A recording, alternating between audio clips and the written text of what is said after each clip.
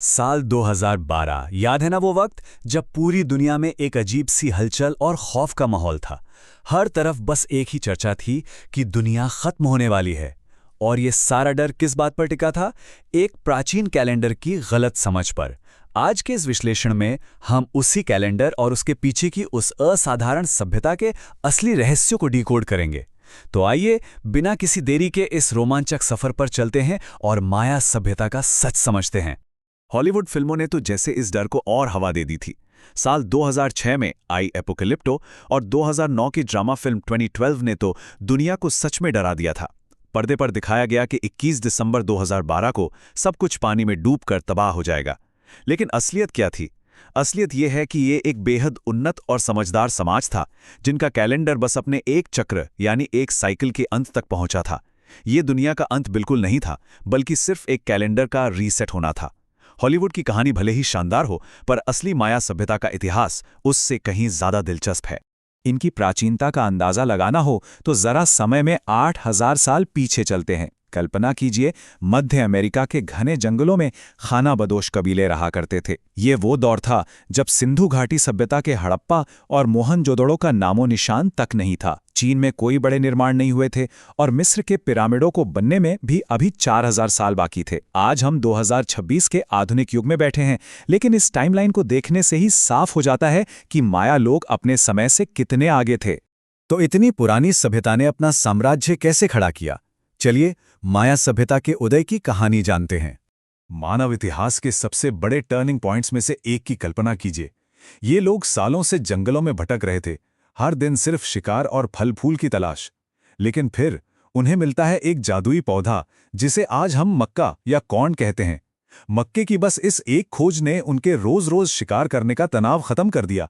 जब भोजन सुरक्षित हो गया तो इन लोगों ने एक जगह टिक कर रहना शुरू कर दिया। और फिर देखते ही देखते इन छोटी बस्तियों ने विशाल शहरों, ऊंचे पिरामिडों और शानदार मंदिरों का रूप ले लिया। ये इस बात का सबसे बड़ा सबूत है कि खेती किसी भी महान सभ्यता की असली नींव होती है। अब अगर इनके समाज के ढांचे की बात करें तो माया सभ्यता कोई एक सिंगल अखंड साम्राज्य नहीं था, बल्कि ये कई स्वतंत्र नगर राज्यों या सिटी स्टेट्स में बटा हुआ था, जिनमें हर एक का अपना राजा होता था। लेकिन यहाँ सबसे चौंकाने वाली बात यह है कि सत्ता सिर्फ पुरुषों के हाथ में नहीं थी। यहाँ शासक रानियों यानी मात्र सत्ता के भी पुख्ता सबूत मिलते हैं। इनकी राजधानियां शहर के एकदम बीचों बीच होती थीं और आम जनता से थोड़ी अलग थलग रखी जाती थीं। राजा को सत्ता में बनाए रखने के लिए एक बहुत ही शक्तिशाली पुरोहित वर्ग भी होता था। और हाँ, इसका एक थोड़ा खौफनाक पहलू भी था। जब भी किसी नए राजा का राज्याभिषेक होता था तो सूर्य और चंद्र जैसे देवताओं को खुश करने के लिए मानव बलि भी दी जाती थी। अब बात करते हैं एक ऐसे पहलू की जो शायद सबसे ज्यादा हैरान करने वाला है, हिंदू और माया सभ्यता के बीच के गजब के कनेक्शन। हिंदू पौराणिक कथाओं के समुद्र मंथन की कहानी तो हमें पता ही है, कैसे देवताओं और असुरों ने मिलकर मंथन किया था, जिसमें मथनी के रूप में एक पर्वत और रस्सी के रूप में वासुकी नाग का इस्तेमाल हुआ था। अब जरा माया पौराणिक कथाओं को देखिए, वहां के दृश्य भी हूबहू ऐसा ही कुछ दिखाते हैं।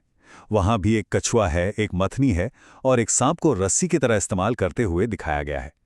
ये दृश्य इतने समान हैं कि बड़े बड़े शोधकर्ता भी ये सोचने पर मजबूर हो जाते हैं कि क्या इन दोनों दूर दराज की संस्कृतियों का आपस में कोई संपर्क था। और दिलचस्प बात यह है कि ये समानताएं सिर्फ तस्वीरों तक सीमित नहीं हैं, भाषा में भी गजब का तालमेल है। हिंदू धर्म में शरीर के ऊर्जा केंद्रों को हम चक्र कहते हैं, है ना? वहीं माया वास्तुकला में इसके लिए चकला शब्द का इस्तेमाल होता है। ऊर्जा के लिए हम कुंडलिनी कहते हैं और माया भाषा में ठीक ऐसा ही शब्द कुंतालिनी मौजूद है। सबसे हैरानी की बात तो खुद माया शब्द है। संस्कृत में माया का मतलब भ्रम या रहस्य है और माया सभ्यता में भी इस शब्द को रहस्य के तौर पर ही जाना जाता है। तो क्या ये सब महज एक इत्तेफाक है?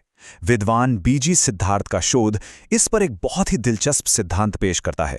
उनके मुताबिक महाभारत के महान वास्तुकार राजा मय, जिन्हें मयासुर भी कहा जाता था, शायद भारत छोड़कर मध्य अमेरिका गए हों।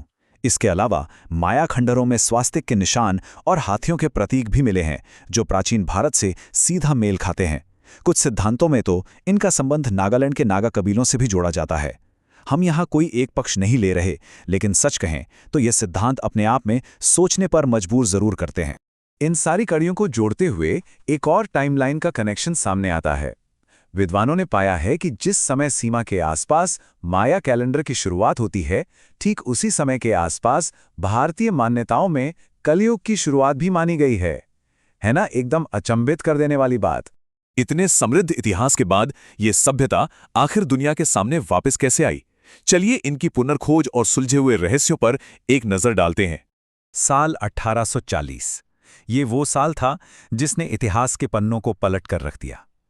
जॉन लॉयड स्टीफेंस और फ्रेडरिक कैथरवुड, इन दो लोगों ने कुछ स्थानीय किस्से कहानियां सुनी और उन्हें ढूंढते ढूंढते वो मध्य अमेरिका के होंडुरास के घने जंगलों में जा पहुंचे। शुरुआत में तो कुछ नहीं मिला, लेकिन फिर एक दिन जमीन में दबी हुई एक रहस्यमयी मूर्ति उनके हाथ लगी। उन्होंने बिना देर किए वो जमीन खरीद ली, जंगल की सफाई करवाई और फिर जो सामने आया उसने पूरी दुनिया की आंखें फटी की फटी रह दीं। एक पूरा का पूरा दबा हुआ प्राचीन शहर, जिसे आज हम माया सभ्यता के नाम से जानते हैं। शहर तो मिल गया, लेकिन शोधकर्ताओं के सामने एक बहुत बड़ी दीवार खड़ी थी। वो थी माया लोगों की भाषा। ये कोई आम भाषा नहीं थी, बल्कि एक बेहद उलझी हुई चित्रलिपि या हायरोग्लिफ्स थी। सालों तक कोई इसे समझ ही नहीं पाया। ऐसा लगा मानो ये सारे रहस्य हमेशा के लिए दफन ही रहेंगे। लेकिन फिर एक म्यूजियम में काम करने वाली महिला ने इस कोड को क्रैक कर लिया। उन्होंने पता लगाया कि मेंढक के चित्र का मतलब दरअसल जन्म होता था और दांत के चित्र का मतलब तारीख।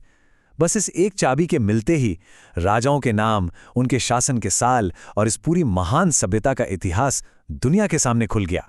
अब आते हैं उस सवाल पर जो शायद इस पूरी कहानी का सबसे बड़ा रहस्य है। आखिर इतनी महान माया सभ्यता का पतन कैसे हुआ? देखिए, फिल्मों में भले ही रातों रात दुनिया खत्म होती दिखा दी जाए, पर असलियत में ऐसा कोई प्रलय नहीं आया था। इतिहासकार बताते हैं कि ये एक बहुत ही धीमी और लंबी प्रक्रिया थी। इसके पीछे कई ठोस कारण माने जाते हैं, जैसे कि एक बहुत ही भयंकर और लंबा सूखा जिसने इनकी पूरी खेती को तबाह कर दिया, या फिर संसाधनों की कमी के चलते कबीलों के बीच होने वाले आपसी युद्ध। कुछ सिद्धांत बाहरी आक्रमण और विनाशकारी महामारियों की तरफ भी इशारा करते हैं। असल में ये किसी एक घटना का नहीं, बल्कि इन सभी वजहों का मिला-जुला असर था, जिसने धीरे धीरे इन आबाद शहरों को वीरान कर दिया। जब तक स्पेनिश जहाज अपने पादरियों और सैनिकों के साथ इस धरती पर पहुंचे, तब तक ये महान साम्राज्य अपनी चमक काफी हद तक खो चुका था। लेकिन इसके बावजूद जो कुछ भी बचा था, स्पेनिश उपनिवेशवादियों ने उसे पूरी तरह से मिटाने की हर मुमकिन कोशिश की। उनकी संस्कृति, लिपियों और मान्यताओं को बलपूर्वक खत्म करने के बड़े प्रयास किए गए। तो क्या माया सभ्यता हमेशा के लिए इतिहास के पन्नों में दफन हो गई? बिल्कुल नहीं। स्पेनिश आक्रमण और साम्राज्य के पतन के बावजूद ये लोग पूरी तरह से गायब नहीं हुए। आज भी ग्वाटेमाला और मेक्सिको जैसे देशों में माया लोगों के वंशज रहते हैं। ये जनजातियां आज भी अपनी उसी प्राचीन भाषा में बात करती हैं, अपने पारंपरिक कपड़े पहनती हैं और उन हजारों साल पुरानी परंपराओं को जिंदा रखे हुए हैं। इतनी सदियों की मार झेलने के बाद भी उन्होंने अपनी पहचान को मिटने नहीं दिया है। आज के इस पूरे विश्लेषण से हमें एक बहुत ही गहरी बात समझ में आती है। 8000 साल पुरानी एक इतनी शानदार सभ्यता, जिसने इतने विशाल पिरामिड बनाए, आसमान के सितारों को पढ़ा, वो भी वक्त के थपेड़ों के आगे हमेशा के लिए टिक नहीं सकी। ये हमें याद दिलाता है कि कोई भी सभ्यता या साम्राज्य हमेशा के लिए नहीं रहता। जरा सोचिए, आज हम जिस आधुनिक और तकनीकी युग में जी रहे हैं, हजारों साल बाद आने वाली पीढ़ियां हमारी इस सभ्यता को कैसे देखेंगी? क्या वो भी हमारे छोड़े हुए कंक्रीट के जंगलों और सिलिकॉन